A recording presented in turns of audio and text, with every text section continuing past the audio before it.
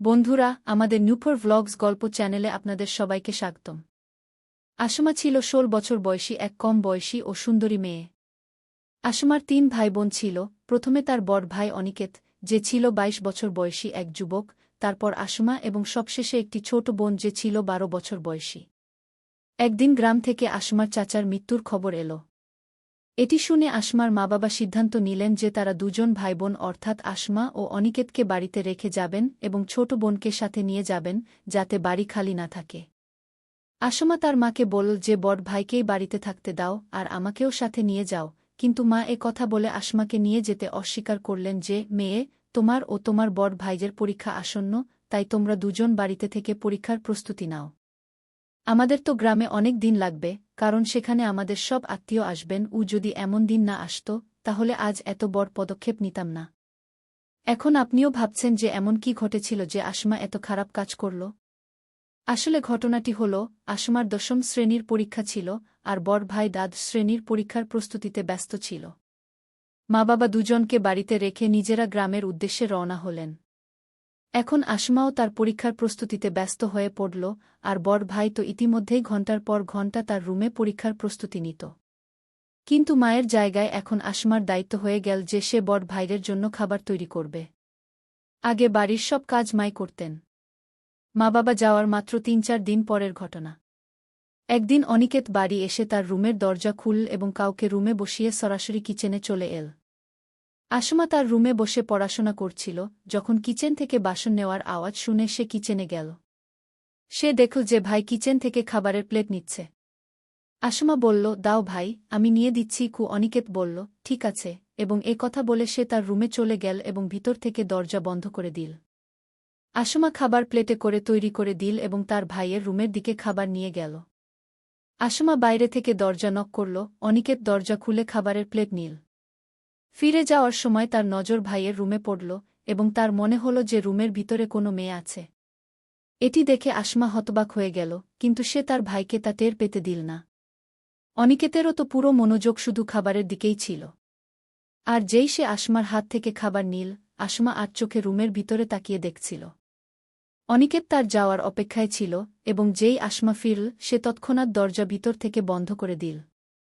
আসমা যখন কিচেনে গেল, তার হৃদয় দ্রুত স্পন্দিত হচ্ছিল যে, আমাদের বাড়িতে সেই অপরিচিত মেয়েকে, আর সে আমার ভাইয়ের রুমে কি করছে। আসমার কিচেন ভাইয়ের রুমের পাশেই ছিল। কিন্তু কিছুক্ষণ পর আসমা নিজেকে বোঝানোর চেষ্টা করল যে সম্ভবত এটা আমার চোখের ভ্রম হবে। এমন কি করে সম্ভব যে ভাইয়ের রুমে কোনো মেয়ে থাকবে। আসমা যতই তার মাথা থেকে এই বিষয় সরানোর চেষ্টা করছিল, ততই এটি তার মাথায় গেঁথে যাচ্ছিল। আসমা ভাবল, দেখি তো শেষ পর্যন্ত ব্যাপারটা কি। এর মধ্যে আবার অনিকেত কিচেনের দিকে এল এবং আসমাকে বলল, আসমা, 2 কাপ চা বানিয়ে দাও। আমি ও আমার বন্ধু রুমে পড়াশোনা করছি। আর আমি যখন বাজার থেকে বাড়ি আসছিলাম, তখন কিচেনের সব জিনিস কিনে এনেছি। তুমি দেখে বলো কোনো কমতি আছে কিনা। না হলে পরে আমাকে বিরক্ত করো না। আসমা বলল, ঠিক আছে, আমি এখনই 5 মিনিটে চা তৈরি করে দিচ্ছি। আসমা চা বানানোর পাশাপাশি আটাও গুড়ছিল। অনিকেত পাশেই দাঁড়িয়ে চা তৈরি হওয়ার অপেক্ষা করছিল। অনিকেত আসমাকে জিজ্ঞাসা করল, তুমি খাওনি? আসমা বলল, না ভাই, আমি আজ কলেজে সখীদের সাথে খেয়ে এসেছি। তাই আমি আটা গুড়ে ঘুমাতে যাব, আর সন্ধ্যায় সবজি বানাব। এতক্ষণে চা তৈরি হয়ে গেল। অনিকেত চা নিয়ে রুমের দিকে চলে গেল। কিন্তু আসমার মাথায় সেই মেয়েটি আটকে গেল। এখন আসমা আটা গুড়ে ফেলেছিল এবং সে কিচেনের বাইরে চলে গেল, যাতে ভাইয়ের রুমের পাশ দিয়ে যাওয়ার সময় ভিতর থেকে কোনো আওয়াজ পায়। কিন্তু ভিতর থেকে কোনো আওয়াজ আসছিল না।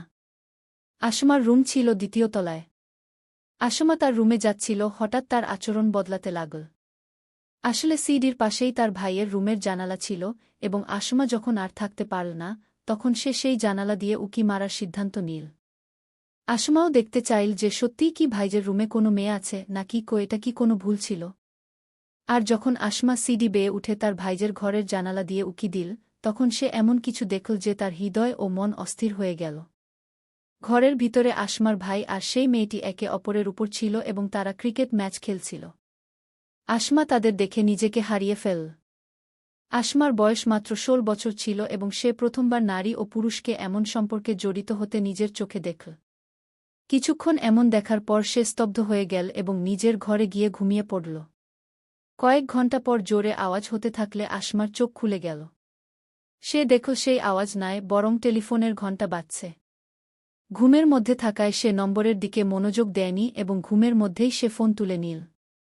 আসমা ফোনে কিছু বলার আগেই ওপার থেকে মেয়েটির কণ্ঠ শোনা গেল এবং মেয়েটি বলতে লাগল, অনিকেত, আমি তোমাকে খুব মিস করছি। এটা শুনে আসমা বুঝে গেল যে এটা সেই মেয়েটি যে তার ভাইয়ের ঘরে ছিল এবং সে বাড়ি যাওয়ার পর তার সাথে ফোনে কথা বলার চেষ্টা করছে।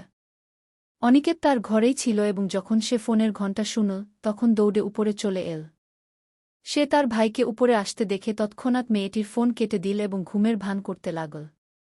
টেলিফোন আসমার ঘরেই ছিল এবং যখন অনিকেত আসমার ঘরে পৌঁছাল তখন সে দেখল ফোন কাটা আছে এবং আসমা ঘুমাচ্ছে। কিন্তু আসমা ঘুমাচ্ছিল না, সে ঘুমের ভান করছিল। অনিকেত তৎক্ষণাৎ মেয়েটিকে ফোন করল এবং ফোনে অশ্লীল কথা বলতে লাগল। সেই দিন থেকে সেই আচরণ এবং অনিকেতের এমন কথাবার্তা আসমাকে মেয়ে থেকে নারীতে পরিণত করতে শুরু করেছিল। এখন রাত ৮টা বাজে। আসমা রাতের খাবারও তৈরি করেনি। অনিকেত যখন কথা বলে ফোন থেকে উঠল তখন সে বলল, আসমা, উঠো, তুমি তো খাবারও তৈরি করনি। কত অলস! তখন আসমা অভিনয় করে পাশ ফিরে উঠল এবং বলল, কটা বাজে ভাই? সে বলল, রাত ৮টা বাজে। তুমি তো ঘোড়া বেচে ঘুমিয়েছ, খাবারও তৈরি করনি। তার ভাইয়ের কথা শুনে আসমা অভিনয় করল যে ৮টা বাজে গেছে। আমি দুপুরে ঘুমিয়েছিলাম, আপনি আমাকে জাগিয়ে উঠাননি। তারপর অনিকেত বলল, আসমা, তুমি যা খাবে তা খেয়ে নাও। আমি বাইরে থেকে পরোটা খেয়ে এসেছি। সকালে আমাকে ইউনিভার্সিটিও যেতে হবে। এ কথা বলে অনিকেত ঘুমাতে চলে গেল। আর আসমা আবার দিনের সেই ঘটনা আর রাতের অশ্লীল কথাগুলো ভাবতে লাগল। আসমার ভেতরে তার শরীরে একটা অস্থিরতা হচ্ছিল। আসমা সবকিছু নিজের চোখে দেখেছিল আর কানে শুনেছিল। কিন্তু এত কম বয়সে হওয়া সত্ত্বেও তার কিছু বিশ্বাস হচ্ছিল না। আর এখন আসমা ধীরে ধীরে ভুল পথে হাঁটতে শুরু করেছিল। এখন তার মাথায় দিনরাত শুধু সেই কথাগুলোই ঘুরপাক খেত। সে সারাদিন তার ভাই সম্পর্কেই ভাবত, শেষ পর্যন্ত সে এমন করছে কেন? আর আপনারা সবাই তো জানেনই, ছেলে হোক বা মেয়ে, কম বয়সে তারা পথভ্রষ্ট হয়ে যায়। আর এটি এমন একটা নেশা যা কম বয়সে লাগলে সে এমন এক জালে আটকে যায় যা মৃত্যু পর্যন্ত ছাড়ে না। আর এইসব ভাবনা আর কথার কারণেই আসমা সেই কাজ করে ফেল যা একটা কম বয়সের মাসুম মেয়ে কখনো ভাবতেও পারে না। আর এখন তার ভাইও ভালোভাবেই সুযোগ নিল। আর প্রতিদিন সকালে বাড়ি খালি দেখে সে পড়ার অজুহাতে সেই মেয়েটাকে নিয়ে আসত। আর আসমাও সিঁড়ির জানালায় লুকিয়ে লুকিয়ে তার ভাইয়ের খেলা দেখত। আর এভাবে টানা ৫ দিন চল। ৫ দিন পর আসমার বাবা ফিরে এলেন, কারণ আসমার বাবার ডিউটি ছিল। আসমার ভাইও এখন তার পড়াশোনায় ব্যস্ত হয়ে পড়ল। কিন্তু আসমার এখন পড়াশোনা থেকে মন স্লোলি সরে যেতে লাগল। আর তার জীবন বদলাতে শুরু করল। আসলে কথা হলো, মানুষ যা দেখে তা পাবার জন্য পুরোপুরি চেষ্টা করে। আর এই জিনিসটাই আসমার সাথেও ঘটছিল। আসমার মা গ্রাম থেকে আসেননি। প্রতিদিন সকালে আসমার ভাই কলেজে আর বাবা ডিউটিতে চলে যেতেন। সন্ধ্যায় ফিরে আসতেন। আসমা বাড়িতে সারাদিন একা থাকত। আর সে তার বন্ধুদের থেকে ম্যাগাজিন এনে পড়ত। আর সেই ম্যাগাজিন তার বয়সের তুলনায় অনেক বেশি রঙিন ছিল। কারণ আসমার যে বয়স ছিল সেই বয়সে তাকে সেই ম্যাগাজিন পড়া উচিত ছিল না। কিন্তু আসমা এখন তার সব সময় এই সব জিনিসেই কাটাতে শুরু করল। আর এখন ধ্বংসের পথ খুলে গেল। আসমা তার বয়সের তুলনায় অনেক বেশি স্বাস্থ্যবান আর সুন্দরী মেয়ে ছিল। আসমাকে তার বাড়ন্ত বয়স উত্তেজিত করে তুলল। আর নতুন নতুন পথে পৌঁছাতে লাগল যাতে সে তার সব ফ্যাশন পূরণ করতে পারে। আর তারপর একদিন বাড়ির ছাদ থেকেই একটা পথ পেয়ে গেল যার মাধ্যমে সে তার সব ইচ্ছা পূরণ করতে পারত। আসমা বাইরের অনেক ছেলেকে ফাঁসানোর চেষ্টা করল। কিন্তু বাড়ির লোকজন আর সমাজের ভয় সামনে এল। আসমা যত তাড়াতাড়ি সম্ভব সবকিছু করে ফেলতে চাইছিল। কারণ যদি মা চলে আসতেন তাহলে সে দিনরাত চৌকিদারের মতো তার পিছে লাগতেন আর বাড়ি চেক করা শুরু করতেন। আর কোনো মাই চাইবেন না যে তার সন্তান এমন ভুল কাজ করুক। একদিনের কথা, আসমা কাপড় ধুয়ে ছাদে শুকাতে গেল। আসমা কাপড় শুকাচ্ছিল এমন সময় দুটি বাড়ি ছাড়িয়ে সে একটা ছেলেকে দেখতে পেল যে আগেও আসমাকে অনেক ইশারা করেছিল। কিন্তু সেই সময় আসমা তার দিকে তাকায়নি। আর সে রেগে যেতে লাগল। আর আসমা তার ভাইয়ের কারণে আজ তাকে তার ইজ্জত সমর্পণ করতে চলেছিল। সেই ছেলে তার ছাদে ঘুড়ি উড়াচ্ছিল। তখন আসমা তার অন্ধত্বে এসে সেই ছেলেকে ইশারা করে দিল। সেই ছেলে আসমার ইশারা বুঝে গিয়েছিল। আর যেই আসমা তাকে ইশারা করল, আর সে বানরের মতো ছাদ লাফিয়ে আসমার কাছে চলে এল। আসমা তার হাত ধরে সিঁড়ি দিয়ে নিচে নিয়ে এল। আর কিছু না বলেই তার সাথে জড়িয়ে পড়ল। সে ভেবেছিল যে এই ছেলে তো এই সব করার জন্য সুযোগ খুঁজছিল। কিন্তু উল্টো হল। সেই ছেলে আসমার কথা না বুঝেই তাকে অসম্পূর্ণ রেখে চলে গেল। আসমার বয়স তখন মাত্র 16 বছর। আর সেই ছেলে অনিকেতের বন্ধুও ছিল। যখন সে আসমার এমন হরকত দেখল, তখন সে তার মুখে 2টি চড় মারল। আর সেখান থেকে আসমাকে ধমক দিয়ে চলে গেল যে, যদি সে ভবিষ্যতে এমন হরকত করে, তাহলে সে তার ভাইকে তার সব হরকত বলে দেবে। কিন্তু সেই ছেলে চলে যাওয়ার পরও আসমা এখনও মানেনি। আপনি বলতে পারেন যে জেন সিংহের মুখে রক্ত লেগে গেছে। আর সে স্কুল থেকে তার ইচ্ছা মেটাতে চাইছিল। ছেলে চলে যাওয়ার পরপরই অনিকেত বাড়ি চলে এল। আসমা উপরের রুমেই ছিল। সে কাপড় পরে তড়িঘড়ি নিচে চলে এল। তখন অনিকেত আসমাকে বলল, কিছু খাবার পাব? আসমা অর্ধেক বলে, আমার তবিয়ত ভালো নেই। বাইরে থেকে কিছু নিয়ে এসো। আর সে ঠিক বলে চলে গেল। আসমা গোসল করতে চলে গেল। গোসল করে বেরিয়ে সে তার রুমে গিয়ে ফুপিয়ে ফুপিয়ে কাঁদতে লাগল। তার কিছুই বুঝতে পারছিল না যে শেষ পর্যন্ত সে করবেই বা কি। শেষ পর্যন্ত তার শরীরে এমন অস্থিরতা কেন হচ্ছে। এই সব হওয়ার পর অনিকেত বাজার থেকে খাবার খেয়ে ফিরে এল।